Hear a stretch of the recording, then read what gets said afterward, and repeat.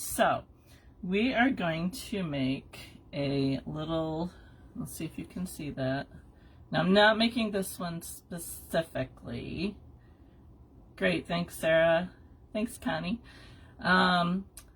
So what I thought I would do is this video we're just going to make the base of an egg, and I'm going to show you how to do that, and then on Monday I'll do another live and we will cover it with something. And I have on my page, you can tell me what you want to see it covered with. So far we have a vote for either a sheep like this or a gnome. So whichever one gets the most votes, that's what I'll do, or I'll just randomly pick something to do. So anyway, we're going to get started here because I have grandchildren coming a little bit later this morning, so I need to get this done and out of the way before then. So what you're going to need is, I got to put my glasses on because otherwise I'm not going to be able to see what I'm doing. So what I have here is what's known as it's kind of bright, a sliver of wool. And it's a core wool, which basically means that it's a little bit cheaper than buying the colored wool. It hasn't been colored. It's been washed, but you still might find bits of vegetative matter in it and stuff like that. I like to use the sliver. However, you can use just a wad of wool. We're going to go with the sliver for this time. But like I said, you can totally do it with this. You're just going to have to adjust how you're rolling it up and stuff like that. If I miss your comments, I'm sorry. I got to get used to working in a couple different places here at once. So what I'm going to do is before that, another thing you're going to need is a little plastic egg. So I'm not using the egg. However, it's kind of like a guide. You could use a real egg, I guess, just don't drop it unless you hard boiled it first. But I found, so let's see, this is the first egg that I made, and it does have a flat bottom because I was kind of making it to stand, but the egg shape isn't bad, but it's definitely a little bit bigger than what I wanted. So when I started making other ones, I decided that I would pull out just a little plastic egg and use it kind of as a guide. Now you can see this is a little bit bigger, but that's okay. But the shape-wise, I think it's better than what the other one was. So if you have one of these laying around, grab it. You're also going to need some needles. And where did my other needle go? There it is. You'll need some needle felting needles. And I have two that I'm going to be using today. One is a 36 gauge and one is a 38 gauge. The 36 gauge is a little bit bigger, and we'll use that to start, and then we'll switch down to the 38 gauge to firm it up. So we're going to start with our core wool, and all I'm going to do, sure you can see this, is I'm just going to tightly kind of roll it up here. I want to try and keep about the same size as my egg, so you can see that. And I'm just gonna, and this is probably like a 6-inch piece, 6 something like that, because we're gonna add to it. So I'm just making a cylinder, see that? And I'm gonna take my 36 gauge needle, and at the moment I'm just gonna go around it a few times, just to tack it down to hold it in place. And if you notice, I don't know how well you can notice it on the camera, but I already have a part down here that's a little bit thicker and a part down here, a part up here that's thinner. So I'm going to make this my base and this my top, since the base is going to be a little bit thicker. So I just tacked this down all the way around. One thing when you're needle felting is you want to keep your wool moving. You don't want to just stab in one spot. You want to keep it turning, because especially in something round, you don't want a flat spot. If you're doing something that requires a flat spot, then obviously you can keep stabbing in one spot. So I need to make this end here curved. So what I'm going to do is the wool's going to go in whichever direction you poke it. So if I poke it this way, that's the way it's going to go. And as I go up around, because I want it to curve, I'm going to turn my needle. So if you can see that. So I'm going to start in the bottom, and I'm just going to slowly rotate my needle up and around. And then I'm going to turn it and I'm going to do it again. So I'm just going to go all the way around doing that, having my needle go, just following the shape of the egg. Connie, it did kind of happen. It usually depends on the wool, because the thickness of the wool is a little bit different all the way across. So sometimes it happens by default. Sometimes I have to kind of make it happen that way. But a lot of times it's just because there's like it just happens to be thicker on one section on one side than the other. All right, so if you can see how it's starting to round off the bottom here. And I like to start with the bottom, just so I know which is the top and which is the bottom. So I know if I start on the bottom, then it will always be on the bottom. So, all right, so can you see how that's kind of rounded here? We're going to add more to it. Hi, Chris. All right, so I'm going to flip it over and I'm going to do the top, and I'm going to do the same thing on the top. I'm just going to kind of round it around here. Now this won't be our finished size. We're obviously going to have to add more to it. But just to get the basic shapes started.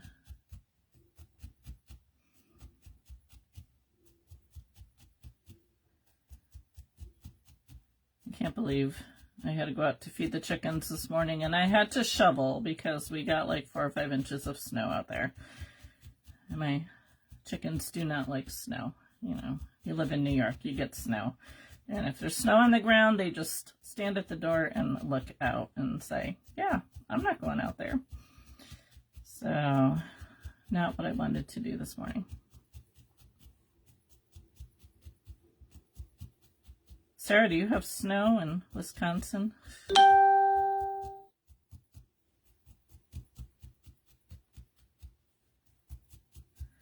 All right.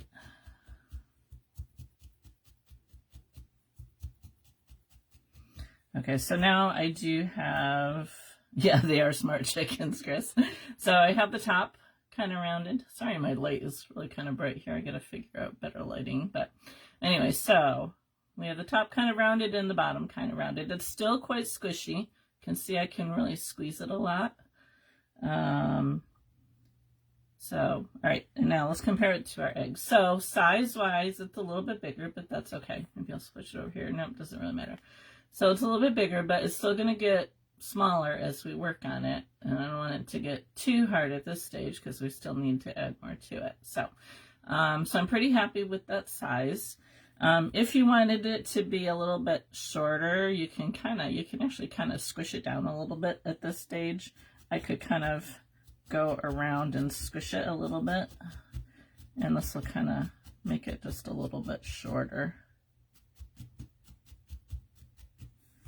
All right, but so I'm pretty happy with that.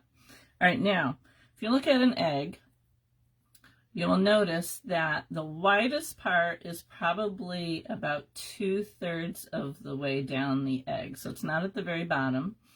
And so this is the area that we want to focus on building up. And the rest of it will kind of come as we do that. So I'm going to take some more of my sliver, my core wool sliver here, and I'm going to spread it out. And I'm going to pull it in half this way. And that's a pretty good piece here. So I'm going to wrap this like right around the middle. And I don't want to go, I only want it to go to where it meets the other. So this is just a little bit longer, but it's good enough. If yours is going like all the way around, tear it off, because you're going to end up with like a bulge on one side, and you don't want that. You want it to be smooth all the way around. So I'm still using my 36 needle, and I'm just going to work on firming this up a little bit here. And so when I put it on there, let me see if I can show you. I'm not sure how well you can see this. So I can tell by looking at it that this side is a little bit thicker and this side's a little bit thinner. So I put that thinner part at the top of my egg because I do want the thicker part at the bottom. So because I pulled it apart, it made this section here a little bit thinner. So I put that on the top part of my egg so it doesn't get too thick up there. So now all I'm doing is I'm just going around and stabbing it with my needle.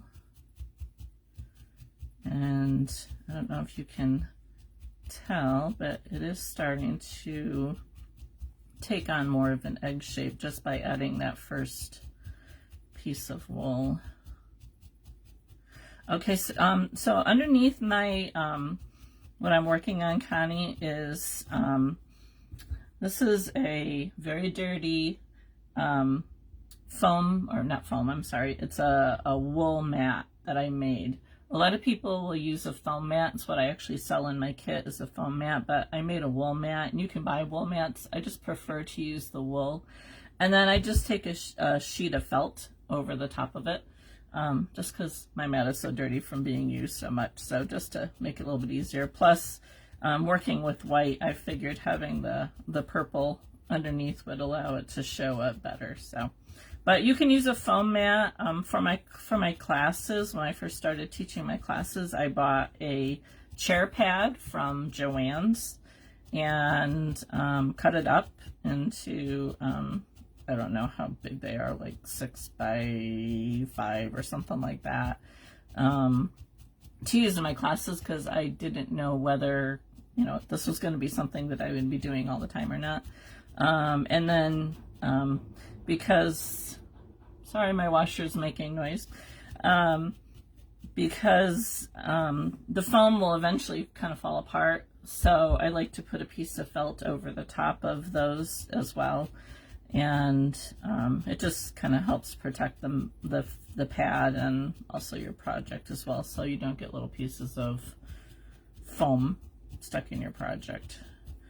In this case, because we're doing a 3D round objects, I'm not actually poking into that, but a lot of times if you're doing something flat, you'll actually poke into your mat, and so that can cause your mat to kind of degrade a little bit. So that's why I like the wool, because it doesn't, I really need to make a new one because this one it's getting a little too hard, but it takes a while to do that. So all right, so we're getting pretty good here, and I'm liking that shape.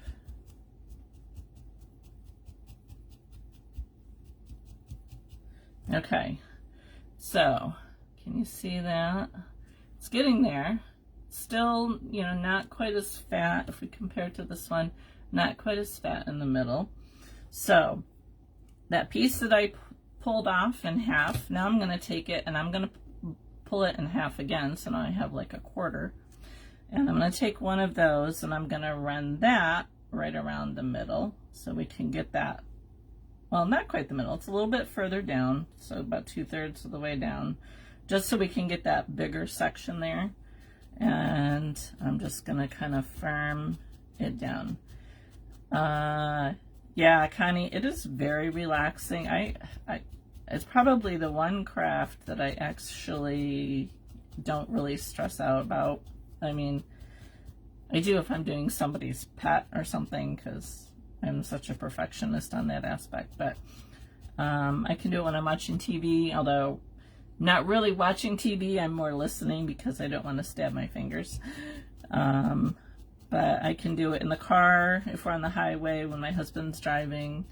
It really is. It's very relaxing. It's very enjoyable. Everybody who's taken my class are like really shocked at how relaxing it is. I can put on some music. I can put on a video and listen to it. Or I can just, a lot of times it's just me and the wool. I like the quiet sometimes. After raising 5 kids, having peace and quiet is kind of nice. Unless my husband home, then the TV's going.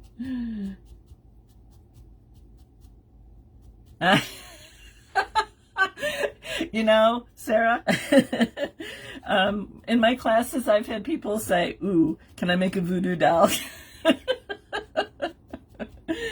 Yeah, that's come up a few times. uh, yeah, I've had a few. I had one student in one of my classes whose kids kept texting her while we're in the class, and she was just getting like so frustrated with them. And she's like going like this. The problem with going like that is you tend to break your needles. So,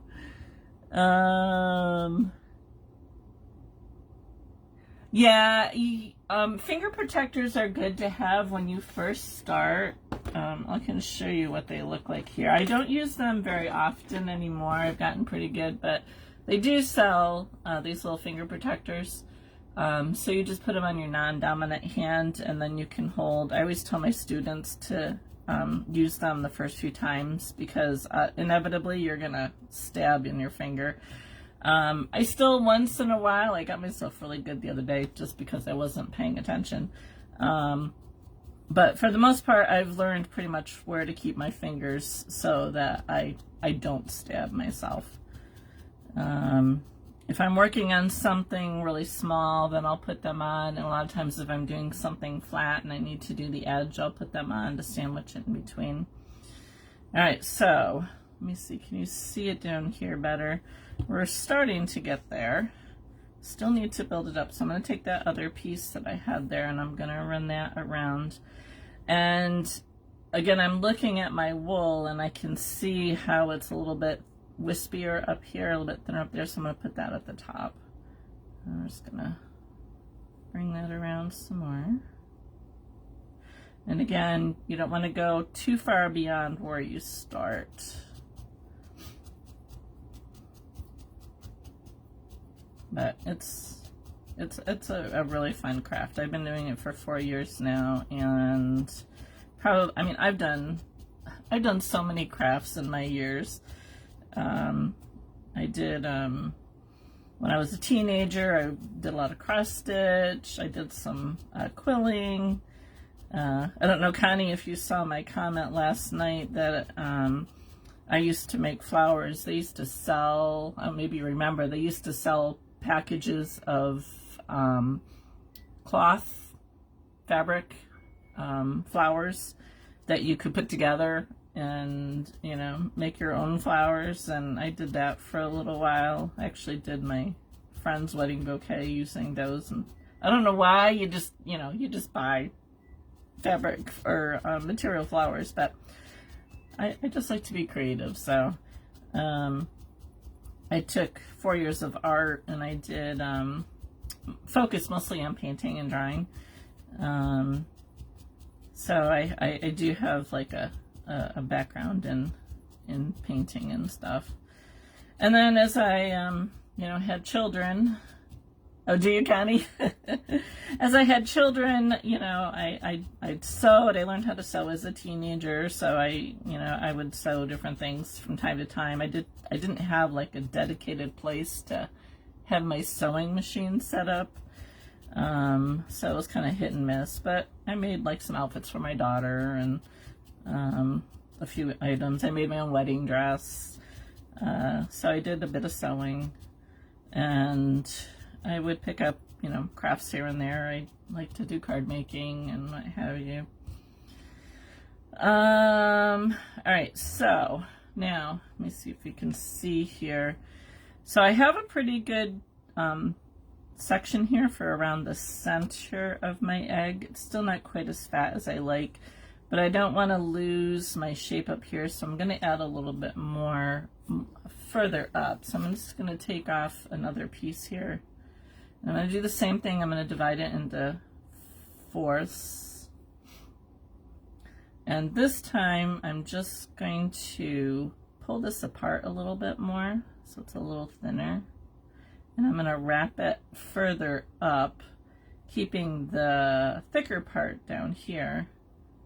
And just wrap that up just to kind of get my shape a little bit more at the top so it doesn't look too wonky. No, sorry if my signal cut out there. I don't want to go too thick because I don't want to lose where my top and bottom are.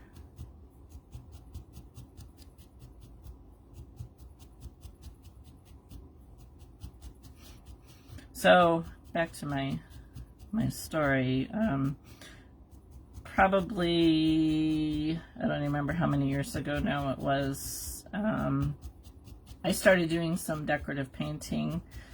My husband's income had dropped a bit, and I homeschooled my kids, so I didn't have a lot of time, but just to kind of help with expenses and to do like extra activities and stuff like that. They were involved in swimming and stuff. I taught myself how to do decorative painting, and I would buy like watering cans or different odds and ends at the thrift stores, and I would paint on them, and then I sold them on eBay.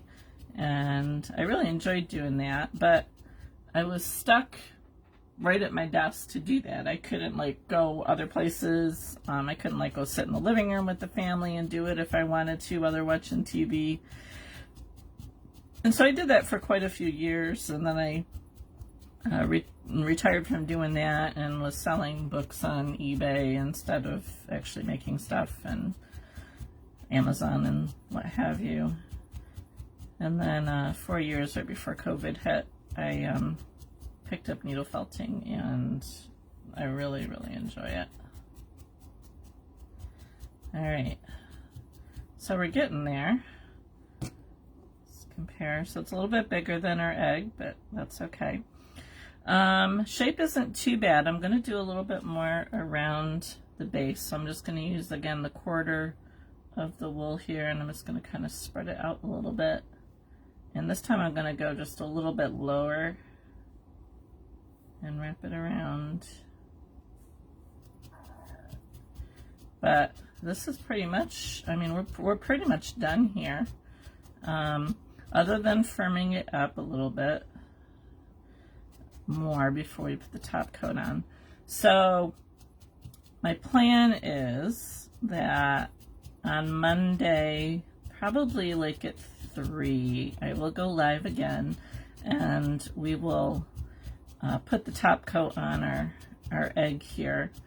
But I need to know what you want on it. So you can look on my page for the ones that I've done before. So far the vote is to do a gnome or another little sheep in the field like that one. So, hi Meta, thanks for joining us. You're very kind. So let me know in the comments below what you would like to see put on top of our egg. I'll do one like I've done before. I'll do something brand new if I can. I'll be honest, I just kind of wing it sometimes and never know what I end up with. But drop a comment below and tell me what you'd like to see. Okay, so we have tulips, we have another gnome, and I'm going to pick whichever has the most, whichever one has the most comments for is the one I'm going to pick. So, so we have 2 for a gnome. Let's see here. Can you do lives in sections like this? Say 1 project a week over a few days. Yeah, I could definitely do that. Because it takes so long, I can't like do a whole project because it would take several hours sometimes. That's why I figured I would just do the base today, and then I'll cover it on Monday. You'll say gnome for Sarah. Sarah, you're loved. I don't know, Chris. The gnomes have it.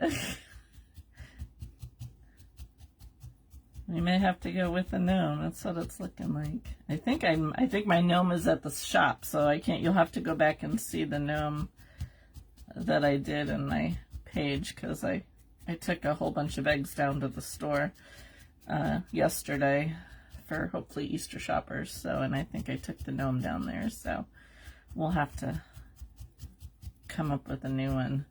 So if we do a gnome, what color should we make his hat? I did red on the last one. And I put a little mushroom on the side, so we could do that too.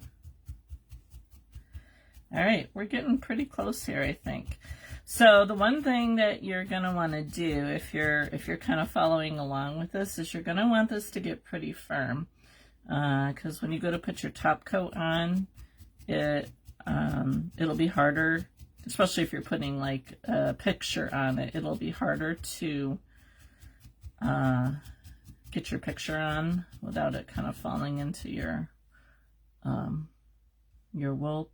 Purple, lavender, and lilac. Oh, those are good colors, Judy. So, ooh, what about the background? I think I did a green for the background. I don't remember. You have to look and see what I did on the background. Probably a green, I think, would be good. Yeah, Rosemary, that little chick is like my favorite. I really like the chick. Oh, I could do a little chick with the gnome. We'll see. I'll have to think about that one, maybe. That wouldn't be a bad idea. All right, so all I'm doing here now is I'm just kind of comparing it to my egg to see if I want to add a little bit more. I might add a little bit more to the top, but mostly what I'm doing is I'm just going around and firming it up.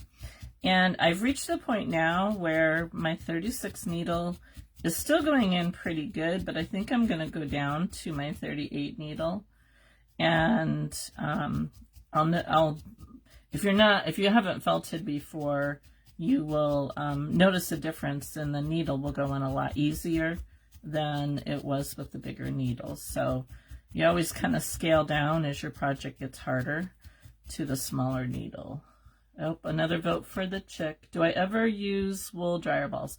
I have not bought wool dryer balls and felted on them, and I make my own. So, but I mean, I know a lot of people do that. I don't know. I just prefer to do it all myself. All right, Sarah. If we do the gnome, it will be purple. All right, so it's getting pretty good, and you can kind of manipulate it with your hands somewhat. So if I see a section that's kind of out of shape a little bit, I can kind of squeeze it. But I think we're gonna call it. Let me compare it to my other one here. It could use a little bit more here at the top, I think. I'm just gonna maybe just do not even a whole quarter here, and just kind of wrap this around the top. And I'm going to pull some extra off there. But so yeah, so if you're making an egg, at this stage of the game, just kind of work on getting your sizes. Keep going back and forth, comparing it to the egg that you have. Make sure that everything is smooth, that you don't have any really rough joins from adding your other pieces of wool. And just firm it up. Just keep going around. I will eventually drop down. I'm not gonna firm it totally up here on camera because that could take a while yet. But I will probably drop down to my 40 needle. I have a 40 spiral needle that I like to use. So I'll take some time and just kind of firm this up a little bit more before we come back on Monday and cover it and do the rest. So there we have our little egg. And like I said, you can, probably could add another layer around the center. It's a little thicker here, so I could probably do another layer, but just so I know you guys got stuff that you got to do, and I got to get ready for my grandchildren to show up. So yeah, but that's a basic egg shape. You can now cover it with whatever Do I use wax for small items? Okay, so I have not used wax yet. However, around here, I recently got these melties from Danny Ellie. And these things are just so cute. I don't know if you can see them. They're little tiny shapes. I don't know if you can see that, but like there's a flower in here. So I haven't tried them yet, but I am definitely, they are on my list to do for legs and stuff like that. So you just kind of melt them in like a little candle warmer type thing, and you can use a paintbrush or fingers or whatever to do that. So Judy, that's eventually my goal whenever I get a chance to try them out, to give those a try. There's other ones too. I think Serafina has some something. Now there's probably other ones. I don't know if Living Felt might have some too, but I kind of follow Danny's stuff, and she does a lot of really nice birds and stuff like that. Okay, well, I'll see if I can figure that wax out. I suggest going watch Danny Ellie. She's got a Facebook page. She's really good at this stuff, much better than I am. But I would like to try it because I think it would be really good with claws. And I've done, like dragons and stuff like that. So to use it with claws and stuff. So we'll see. We'll see if I can figure that out sometime here. But anyway, I'll let you guys go. I need to get on to getting some other stuff done here as well. And I would love to have you join me again on Monday when we will cover this. Again, if you didn't drop down your comments below, let me know what you'd like to see it covered with. So far, the gnomes are winning. And I guess I will see you on Monday if you're going to join me on Monday. But thanks for joining me. I hope the setup here worked okay. I'm still trying to figure all of that stuff out when it comes to doing lives. But anyway, so yeah. So thanks for watching, and I guess we'll see you on Monday. Have a good rest of your weekend.